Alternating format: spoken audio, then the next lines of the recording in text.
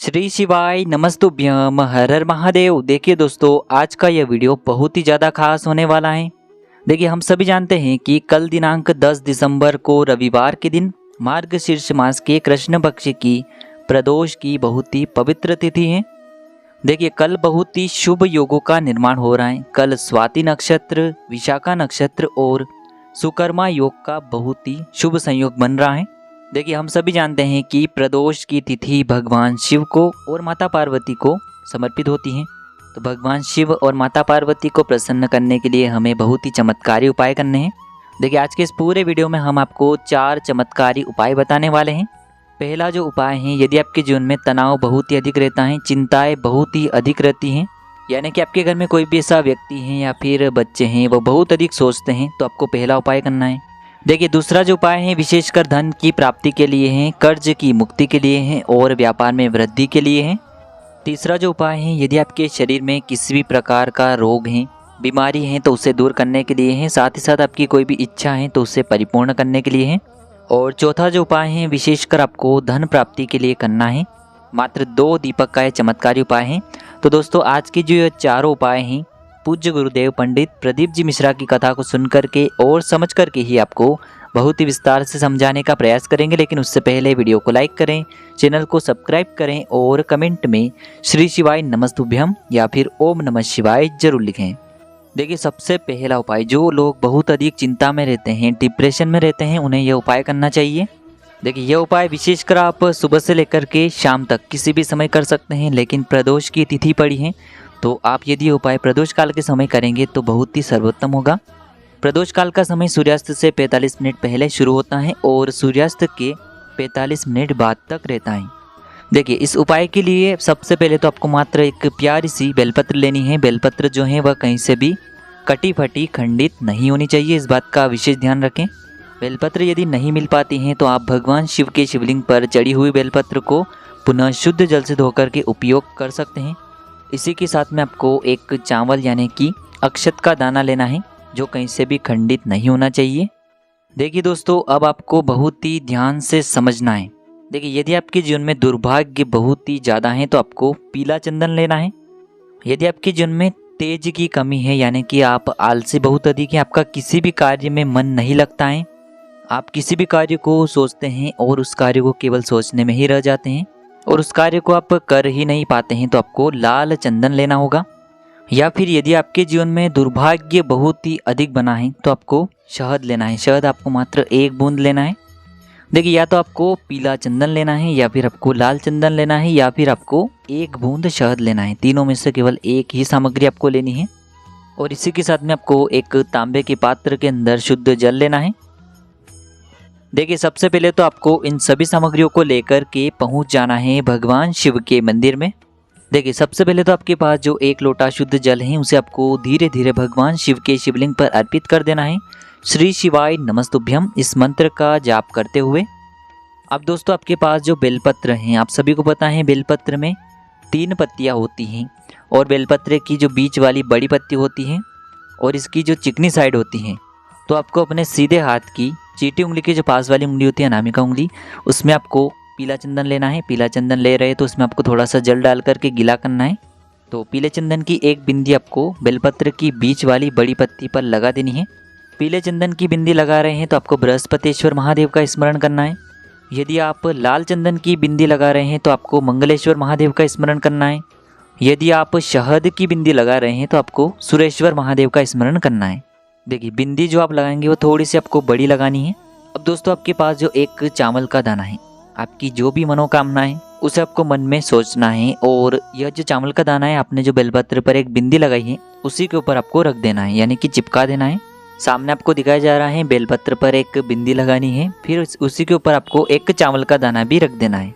अब इस बेलपत्र को तैयार करने के बाद इसे आपको अपने सीधे हाथ में रखना है। वापस से आपको अपनी मनोकामना को बोलना है और इस बेलपत्र को आपको भगवान शिव के शिवलिंग पर अर्पित कर देना है। देखिए, बेलपत्र की जो चिकनी साइड है वह शिवलिंग से स्पर्श रहेगी। इसकी डंडी आपको जलाधारी क्यों रखनी है, इस प्रकार से बेलपत्र आपको अर्पित कर देना है। तो इस प्रकार से आपको सुंदर सा उपाय कर लेना है। अब दोस्तों, हम जान लेते हैं दूसरे विशेष उपाय के बारे में। देखिए, यदि आपके जीवन में कर्ज जो है वह बढ़ते ही जा रहा है, धन की कमी होती जा रही है, व्यापार अच्छे से नहीं चल पा रहा है, यानी कि ऐसी स्थिति बन चुकी है कि कर्जा न लेते हुए भी आपको लेना ही पड़ता है, तो आपको यह विशेष उपाय करना है।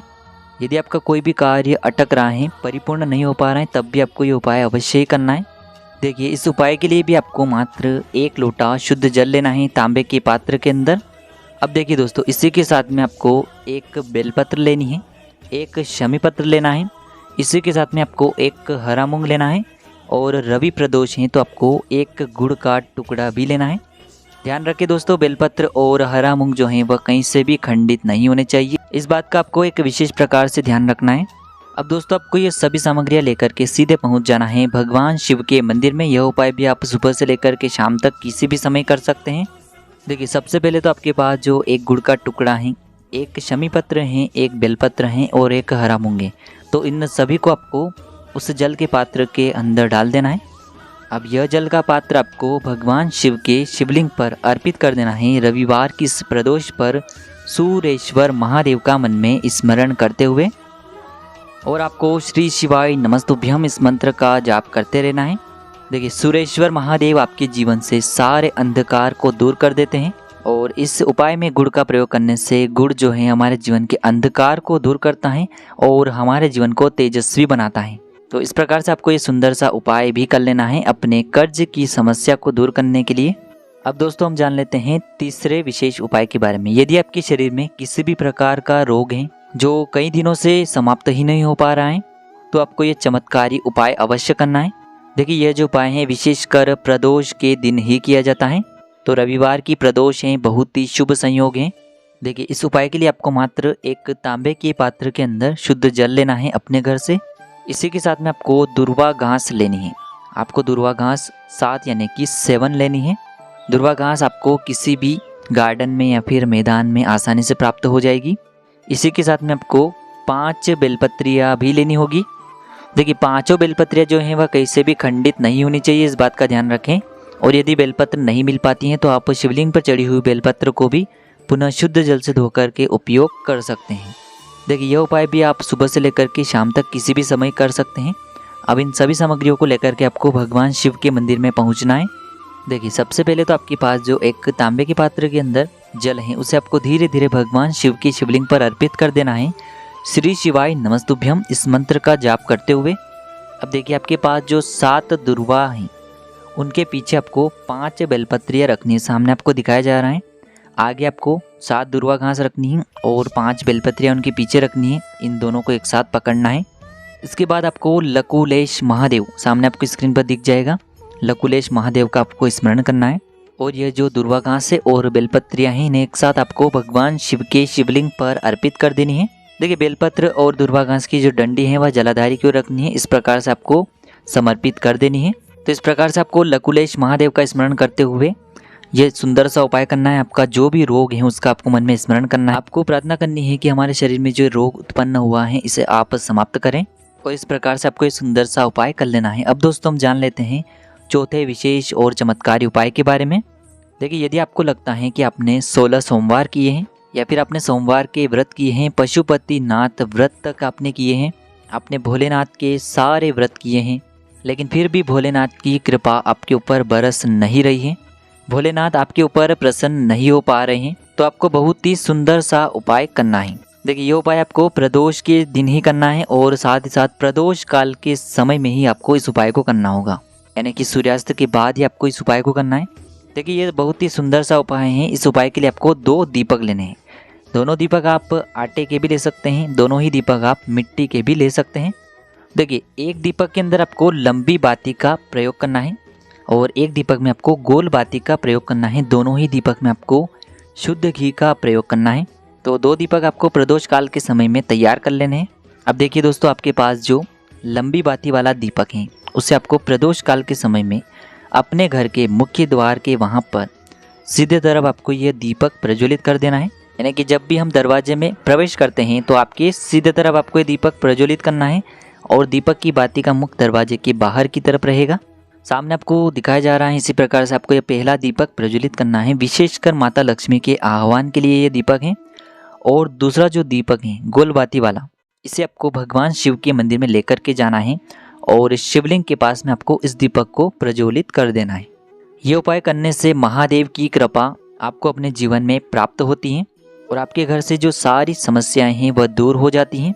विशेषकर महादेव को प्रसन्न करने के लिए, उनकी शक्तियों को खींचने के लिए आपको ये चमत्कारी उपाय करना चाहिए। बहुत ही चमत्कारी उपाय हैं, आपकी समस्त मनोकामना पूर्ण होगी और आपका जो पूरा घर है वह सिद्ध हो जाएगा। तो दोस्तों, इस प्रकार से आज की इस वीडियो में हमने आपको 4 बहुत ही चमत्कारी उपाय बताए हैं इस प्रदोष की तिथि पर किए जाने वाले। यदि उपाय से जुड़े किसी भी प्रकार के सवाल हैं तो आप हमें कमेंट में पूछ लें। उपाय को करते समय किसी भी प्रकार की गलतियां न करें। श्री शिवाय नमस्तुभ्यम। हर हर महादेव।